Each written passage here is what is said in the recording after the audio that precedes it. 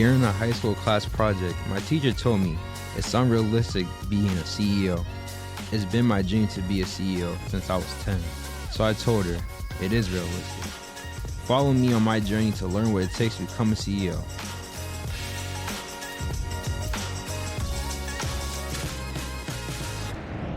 Hey guys, welcome to another episode of the Realistic CEO Podcast. Today I'm here with Patrick Kubala. How you doing today, Patrick? Great. How are you, Mikey? I'm great. I just want to thank you for taking the time out of your day to allow me to interview. So thank you for that. Absolutely. For the first question that I want to ask you is, can you tell us a little bit about what you do here at your business? So I run a window and door replacement company here in Ludlow, Massachusetts. We have about 17 employees working for us. And so I manage all the departments that it takes to one of the best window and door replacement companies in our market. Can you tell us a little bit about your journey to how you got to where you are today? I spent a summer replacing windows and doors out in the hot summer heat with a guy that had been breaking his back doing it for years and years. And I spent the summer doing that. And I said, Mom and Dad, I want to be just like that when I grow up. But they insisted that I go to college, get a business degree. And I literally just started my business one day out of my parents' garage, and it just started to grow. And I realized that nothing I had learned that summer or in college did anything to prepare me to run a business. So knowing that when you first started your business, you said you weren't prepared at all. So what was like your biggest wake up moment when it came to running your own business? I think it was the first 10 years of growing broke and being aggravated every single day. I started to sense that I probably needed to find a better way. How were you able to eventually figure it out, but also how were you able to go through those 10 years of struggle, basically? I was miserable, and I thought that's what running a business was. And some people that you talk to will tell you that's what running a business is. But finally, I hit rock bottom, and I decided I was going to find the most successful replacement window company I could find. And I would get in contact with the owner and ask him, what I could do better. And I was very lucky. He took me under his wing and brought me into his business. Happened to be in a totally different state. And he actually brought me into his business, and he showed me how it worked, what he does, how he built that business. And I realized that the wheel does not have to be reinvented, and plagiarism can be a great form of flattery. What was your biggest change that you've made? A lot of personal development, and still working on that. I'm realizing things every single day, learning new things every day. But I realized that our window replacement business has very little to do with replacing windows. And it's really about people, not just our customers, but also our employees, and trying to figure out how to make our customers happy. And a lot of that has to do with how do you create employees that are happy. And when you talk about CEO and me being a CEO, I also think we need to have that mindset with all of our employees. They almost need to be CEO of whatever it is they're in charge of. And so that's the sort of next level of growth that we're trying to master. I want to actually talk. I really was intrigued what you said. You had 10 years of just figuring it out and you really couldn't understand it at all. I was in the first year of business for 10 years in a row. Wow. So break that down. What does that mean to you in the first year of business for 10 years in a row? I spent 10 years perfecting how to do everything wrong that you could possibly do. And in fact, I believe we ran a terrible company. When I say we, I mean me. I take full responsibility. But somehow we were lucky enough that we always did right by the customer at the end of the day. So we were able to stay in business. We were able to get referrals, but we weren't making money. And I don't think we were doing the best job that we could do. And because we weren't making money, a lot of decisions were made based on the finances of a matter, which isn't the best way to make a decision. Decisions shouldn't be made around money. They should be made around what's right. And so by having a mentor, I was able to do a better job creating a better business plan, find what works, get rid of the things that didn't work, and just focus on making good decisions. And don't always make the right decision, but if you make enough decisions, you'll make enough that will outweigh the bad ones. So what is some advice that you would give to somebody that just started their own business? Find whoever is doing that type of business to the best of their ability and beg and plead them to mentor you, because there's no need to reinvent the wheel. So how important was it for you to find a mentor that was willing to help you understand how to run your business? It was game changing. I would say within 8 months, we completely turned around the business. And I can say we in that case, because I had help at that point, not just from my mentor, but we started to do a better job of hiring people that could help to build the business, grow the business. So you talked about how it got to we. So in the first 10 years, were you doing mostly everything by yourself, or Everything by myself, and we have wonderful people that work for us now. And I think still one of my biggest challenges is realizing that I should not really be doing anything myself, and that my job should be finding the most qualified people to do everything that the business needs to be done. so for you, when you're able to get to a point, you found a mentor and you realize that building a team is more important than trying to figure out everything by yourself. How are you able to find people that were willing to come onto your team? Interestingly, as we turned the business around, we found there was more of an attraction to coming into the business. So we had people almost coming to us. It's interesting how the law of attraction works, and you tend to find people that are similar to you. So, that was by remodeling myself, remodeling the business, that allowed us to bring a lot of great people in. So we're very lucky in that sense. So you talked about how the biggest change for you, it came to being able to find a mentor. But what was like the biggest change in your business that you figured out to become profitable? For years, I never had a good grasp of our numbers and our financials, which is funny because I told you I got a business degree. I actually, my degree was in accounting. And that's probably my weakest area, which coincidentally I often joke because we've actually done work for some of my accounting professors in college. And I think they had a feeling I was more interested in running a business than doing accounting. So that was a big game changer for us, was really understanding our numbers. And again, that all comes into being able to plan. And if you don't have numbers, you can't plan, you can't project anything, you can't figure anything out, you can't make educated guesses. You're really just guessing in the dark, which that can get pretty expensive. So how were you able to improve when it comes down to the numbers side of the business and accounts? How are you able to improve so that you can get to the point of understanding your numbers and how everything works? I had to admit that I was not strong at doing that, and I had to hire somebody that could. And so really you need to, as you grow, when you start the business by yourself, you are doing everything in the business. And so as you start to grow, you need to quickly start getting other people to do the things that you're not so strong at, and really just focus on what you're actually strong at. So what would you say is your biggest strengths and weaknesses for you personally? I like to control a lot of what goes on, and having to realize that as the business grows, that I can't do everything. I have to hire people, and nobody is going to do everything exactly the way I would do it. But if you can build a team where you can get people to 80% or more of the time do things how you would do them, that's how you can build a successful team.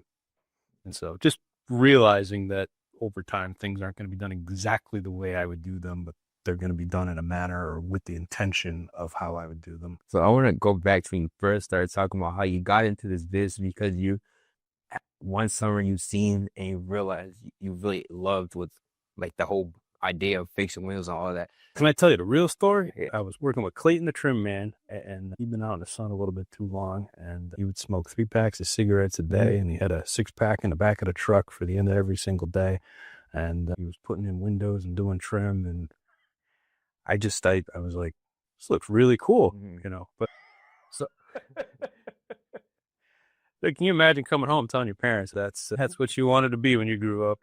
No, I couldn't. But so but you said you fell in love with it. What exactly was that experience to the point you made, oh yeah, I really want to do this? So I really love the work. I'm just fascinated by the hands-on and the actual work and the construction. And I think that was one of my other failures in early business, is I was so focused on how we could do the best job installing a window. And you can do the best job installing a window, but if you don't have the finances, if you don't have a process, if you don't have the marketing, you can't make that a business. You were talking about cupcakes earlier. You can make the best cupcake in the world, but if you can't find a way to sell it, you can't find a way to scale it, you can't find a way to get paid for it, track of the money, doesn't matter how good your cupcakes are, business is going to be a failure. Let's talk about year 10 when you first really start to understand how your business ran and like how to really improve.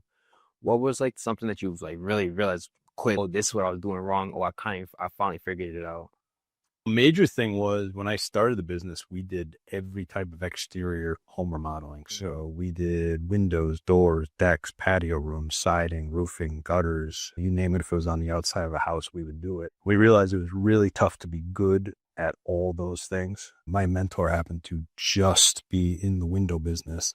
And so I made the decision to get out of everything except for windows and doors, pick that one thing and be really good at it. And it wasn't, at the time, windows actually weren't even our biggest thing that we were doing. But when we looked at it on paper and we looked at the model, we figured that would be the sort of simplest product that we could go to market with and market, install, get paid, and continue on, versus having all these different types of projects going on and all different types of installers and equipment and materials. So just by focusing on one thing, that made a huge difference.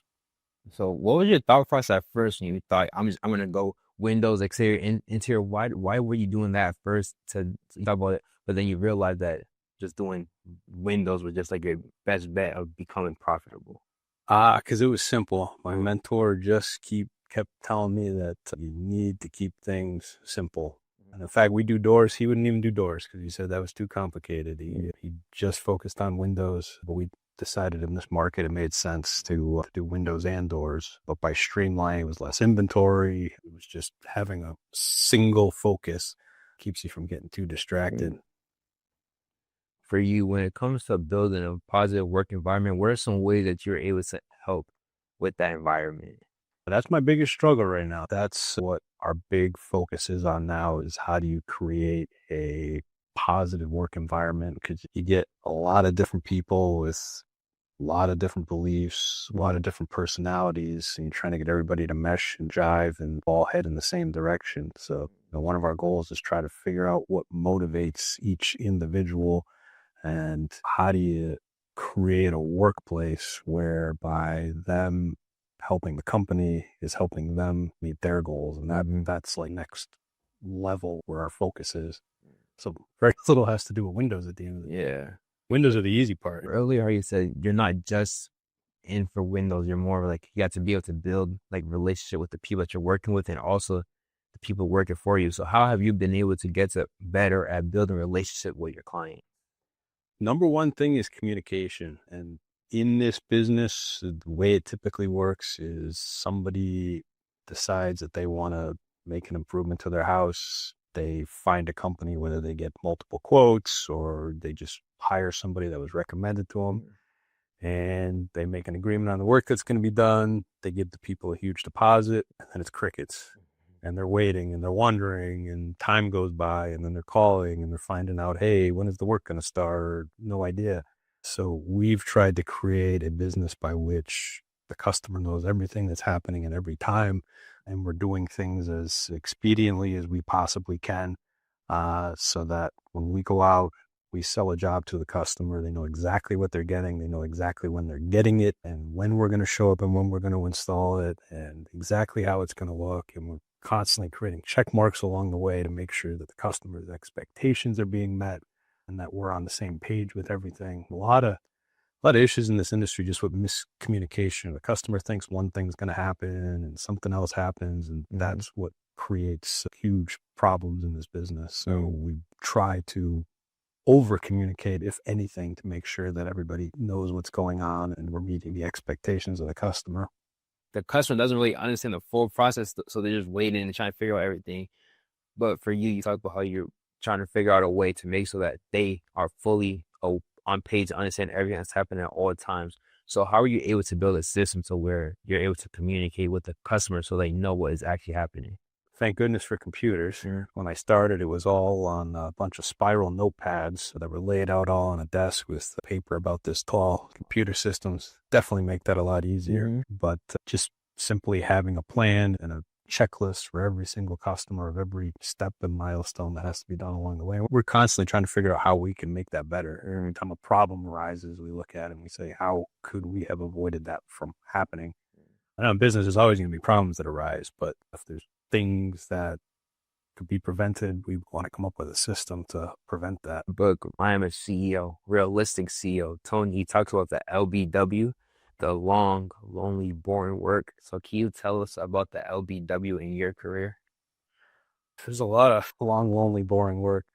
And I think one of the other things that's helped me too is not just finding a mentor, but I've been able to find groups of other business owners, similar positions, similar size companies, because it is a totally different conversation. Some of my friends that work a 9-to-5 job, I couldn't even begin to tell them about something that, so finding other business owners that have the same goals, want to head in the same direction. It's great to have a circle of people like that around you. Has your mindset shifted throughout like your career? Like when you first started to now, like how do you have a mindset shift? Constantly. Like I'll have one every day. I feel like I'm constantly just learning new things and thinking about things in different ways. And like, I'm almost amazed at how my outlook can even continue to keep changing. Just when you think you've seen everything, there's just something else that sort of opens your mind to it, which I think you mentioned it earlier, but it's like talking to your earlier self. When I started this business, I thought I knew everything.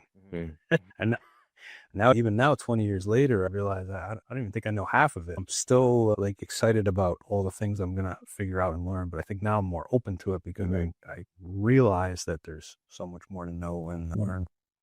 So what has been your favorite experience so far in this industry? I think one of my favorite things has been over the years, some of the people we've been able to bring into the business that have been able to share with me that as a result of their work or their growth here, they've been able to achieve some personal goal of theirs that was really a high goal, whether it be financial or personal or fitness, that just through their work, we were able to help them achieve that. And I just think that's really cool because usually you start a business to achieve something for yourself. Yeah. Hopefully you do that. If you can get other people along the way to achieve their goals, I think that's really cool. So I like how you talked about your weakness for you is you're trying to help build a positive environment, but you just shared your favorite moment is being able to help other people achieve their goals. That's been your favorite moment. So how is that your weakness when you literally just said your weakness was you building a positive environment is probably something like you're probably just one of your weakest points, but then you just shared your favorite experience in this industry was being able to help others around you. Because it's cool to see the result, but I think especially as an entrepreneur, you get into business or you lead a business because you have an idea, it's your idea, and you want to implement it. And that's what initially starts the business. That's why some people just sort of decide to head in a certain direction. But then when you get to a certain point, you realize you have to take people with you. You can't do it all yourself if you want to grow it. And so you now have to take all these things that were in your head and you somehow have to figure out how to build a team around it. And that's where that challenge is. How do you transfer that? How do you involve other people that aren't necessarily going to think exactly like you? And that's been the toughest part for me to achieve. So still working on it. So for that point, how you can check on the way out and they can let you know how I'm doing. So for you talked about your biggest weaknesses being able to get your ideas and have the other people around you understand what you have in your brain. So how have you been able to improve in that area? Trying to really work on and hone my communication skills. So what's been like the biggest thing that you've been doing? Trying to focus on how to share the big picture versus just the tasks along the way. Because a lot of times other people have a hard time understanding or grasping why something needs to be done a particular way or a certain step needs to be taken. But if you can find a way to really share with them what part of the larger overall goal that task plays a part in, then they really start to realize and they start to be more involved. And when you can also share the benefit of that result with the team, that also gets people more motivated and more fired up to be a part of that team. So we already talked about like your biggest setbacks, but like what has been like the biggest thing that helped catapult your career? definitely mentorship, which I know we talked about Yeah. that, and I'm not trying to be cliche about it, but that was definitely the game changer for me, was finding somebody that could mentor me in this business and in business in general. And that was really the game changer for me. That's when the business really took off. So for somebody that is trying to find a mentor, like what are some ways that you found have been good to have people find mentors? I think don't be afraid to ask. Remember, I had my mentor, I'd actually seen him speak at an event, and I was like, man, I'd love to know more about how he runs his business. And I said, but man, he'd never give me the time of day. He'd probably laugh at me if I called him up. And I circled around it for about 6 months to a year. And then finally I had an opportunity to contact him, and I did. And I really didn't think he'd do anything. Maybe he'd talk to me for a few minutes. And before I knew it, he invited me out to visit his business and really just let me see every detail and facet of how the business was run. So knowing that and you've seen that, like, how does that kind of change your mindset of like willing to take risk now? Like after seeing you circling back, not knowing if you wanted to ask him to help you understand how to run the business. So now you're like, oh, maybe I can just ask and something can happen. Has that changed your mindset as well? Yeah, really, again, it sounds cliche, really anything is possible. Remembering that you could literally do anything you want. I just suggest having a good plan. Sure, the plan is realistic. That doesn't mean that you can't do anything. You probably could not go to the moon this afternoon, but I think if you wanted to go to the moon, you could probably find a way, as long as you have a plan and you work the plan and you stick to the plan. I was terrible at planning, so having to learn how to plan is another key skill that I've had to develop. So how have you been able to develop that skill? A lot of hard work. Almost, and in fact, I think over time, I've had team members that have almost forced me to have to do a better job planning. If you have good people around you, they'll help build you up. I just have a couple more questions for you. So I charge about a question though.